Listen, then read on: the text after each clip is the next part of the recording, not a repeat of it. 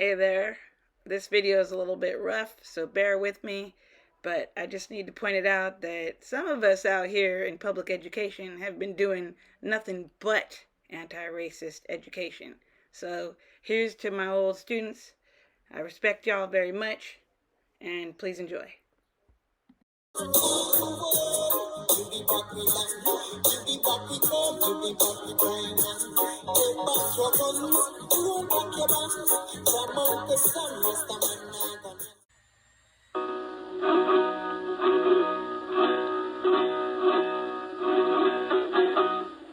No bones about it. Native Americans are the original people of the West. They watched as settlers raided from all directions. The first invasion came from Spain. That's why most of the West used to be Mexican territory. As Spaniards created mission after mission, Mexicans struggled to keep control of their territory. Mexicans fought off French colonists, Spanish oppressors, Canadian prospectors, and white settlers from the United States. People came from all directions. They rode horses, trains, boats, and wagons. Some folks walked all the way. Biddy Mason, someone that we're going to tell you about, walked over 2,000 miles. I bet you're wondering what life was like back then. If you're wondering what life was like in the 1800s, watch the movie.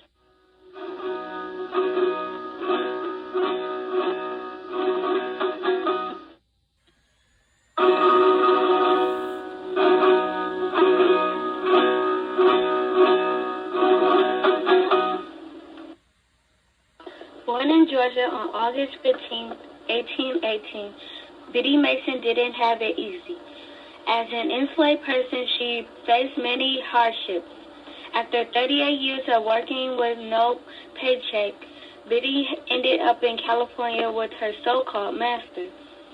In California, some people were able to buy their freedom, while others, like Biddy, asked the courts to set them free. Biddy was lucky because she was the only one who showed up for the court hearing, and consequently, she was freed. If her so-called master had shown his documents and taken her back to the South, she would have been forced to remain in slavery. In the latter portion of her life, Biddy was quite an entrepreneur. She was a housekeeper, midwife, laundress, nurse, herb saleswoman, and a landlord. Eventually, she became one of the richest African Americans in Los Angeles. Her generosity changed the world. She gave money to build schools, hospitals, and nursing homes. Sale, herbs for sale. How much is 5 pounds? 10 cents. And you kind with Biddy.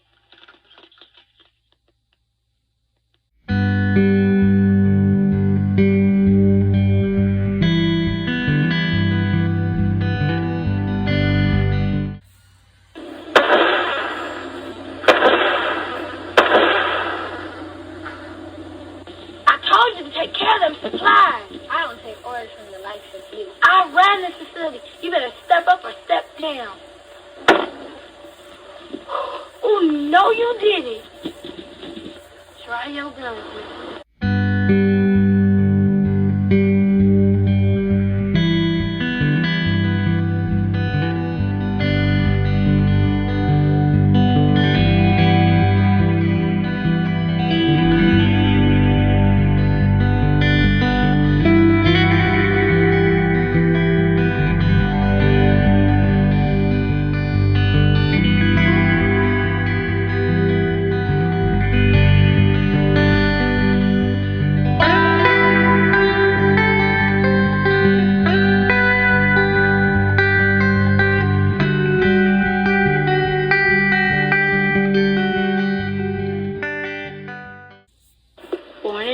Tennessee in 1832, Mary Fields was a tough youngster. Though she was enslaved, she made friends with her so-called master's family. She loved to read, write, ride, and smoke cigars. At the end of the Civil War, Mary decided to try her luck as a free woman. As the hired work supervisor of the St. Peter Mission in Cascade, Montana, she knew how to do carpentry, build houses, drive stagecoaches, run a business, haul supplies, chip firewood, dig holes, cook meals, and more. In 1895, she and her mule, Moses, landed a job delivering mail all over Montana. In her 70s, she opened a laundry service. After that, Mary Field slowed down some now that her years were catching up to her. Despite numerous gun battles, Mary lived all the way to her 82nd birthday.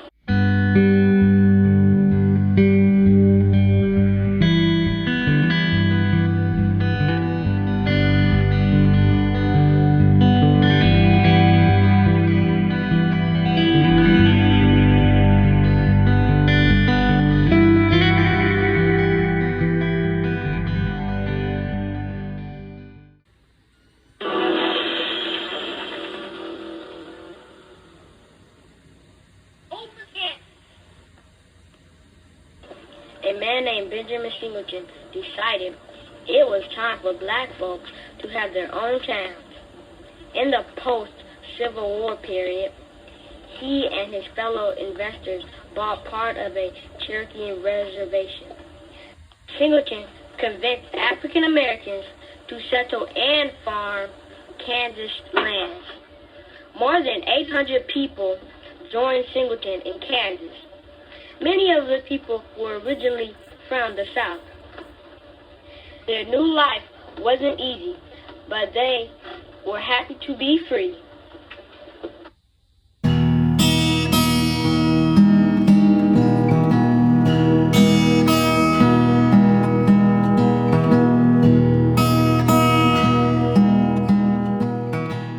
Pio de Jesus Pico, born in 1801, Pico grew up in one of the first families of Los Angeles.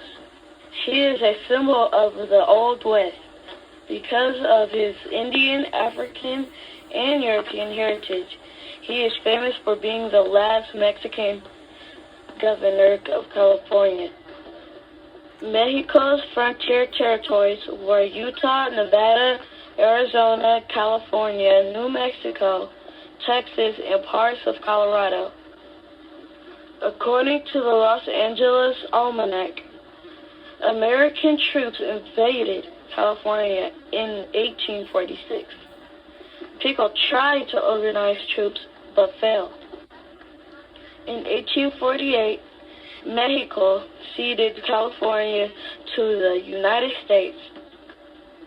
Pico spent his final years as a hotel owner and a gentleman. What are we supposed to do till then? Shall we just let the settlers come in and take over our land? This is not right. This should not happen. The white settlers are coming like a high tide that never goes low. California should stay in Mexico.